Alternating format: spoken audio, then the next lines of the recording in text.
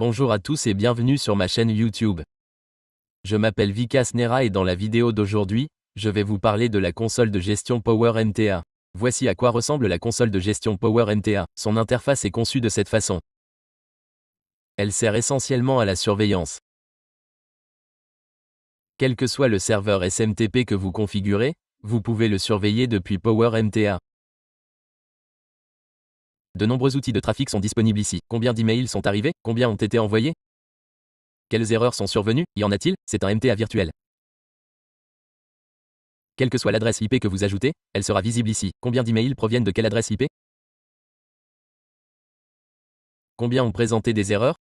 Combien sont en file d'attente de connexion? Combien de domaines avez-vous ajouté? Quel est leur statut? Regardez maintenant le total ici. Il y en a 17. Cela affiche le total des entrées et des sorties afin que vous puissiez voir précisément combien d'emails vous avez reçus et combien ont été envoyés. Il peut arriver que vous ayez 200e mails entrants, mais seulement 100 ont été envoyés jusqu'à présent. Il reste donc dans la file d'attente ici. Vous pouvez gérer cela depuis cette file d'attente. Tous les autres détails sont affichés dans la section « État ». Vous pouvez surveiller les connexions, les noms de domaine et bien d'autres choses ici. Comment activer cela? Si vous avez vu mon contenu, j'ai déjà réalisé 2 vidéos sur Power MTA, une installation complète et une autre sur la rotation des adresses IP. J'ai également créé 5 vidéos sur Power MTA, expliquant comment effectuer des tests et plus encore. Comment installer Power MTA? J'ai réalisé toutes ces vidéos, alors n'hésitez pas à les regarder aussi. J'ai déjà installé Power MTA. Comment activer la console de gestion Power MTA? Je vais vous l'expliquer. Puisque j'ai déjà mis en ligne la vidéo d'installation, j'ai installé Power MTA sur un VPS temporaire. Voici son adresse IP. J'y ai associé ce domaine. Nous allons donc l'activer sur celui-ci.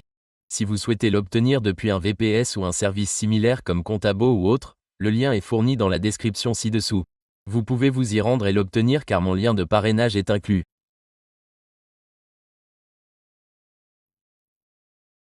Je suis connecté. Il vous suffit d'exécuter une commande. Je vous l'affiche dans la barre d'URL.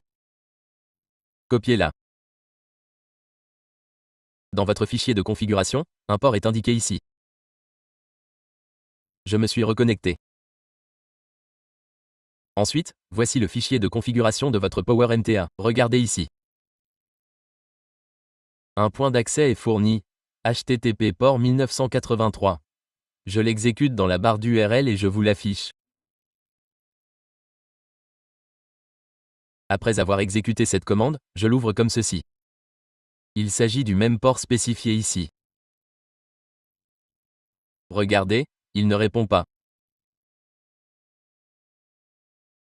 Je l'ouvre également dans un onglet privé et je vous l'affiche.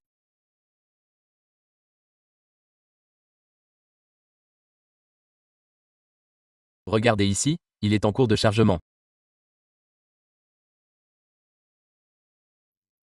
Une fois cette commande exécutée et activée, votre console de gestion Power MTA s'exécutera ici.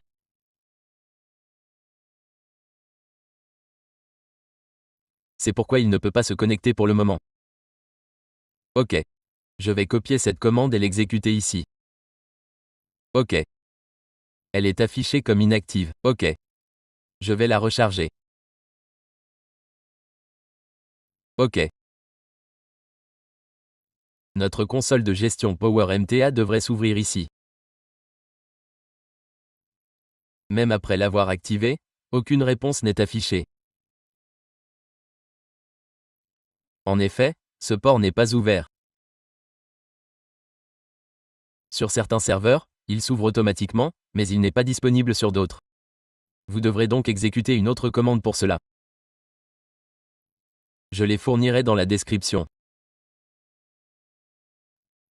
Si vous souhaitez activer un port, vous pouvez le faire en le spécifiant ici.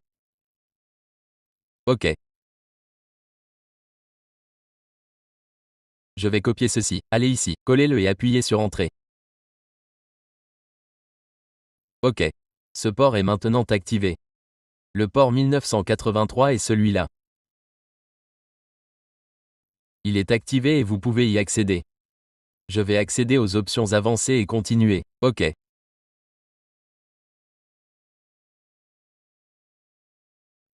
Notre console de gestion Power MTA s'ouvre.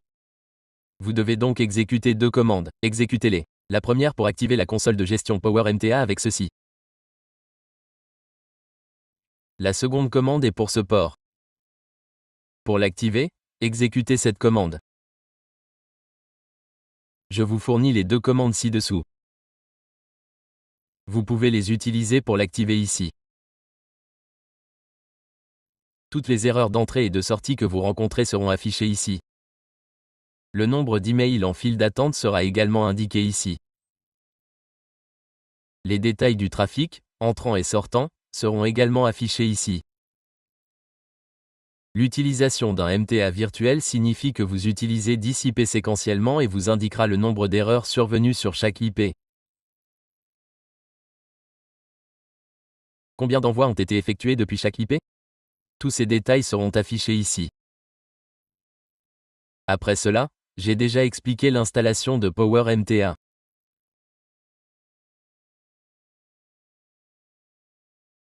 Alors, abonnez-vous à ma chaîne YouTube.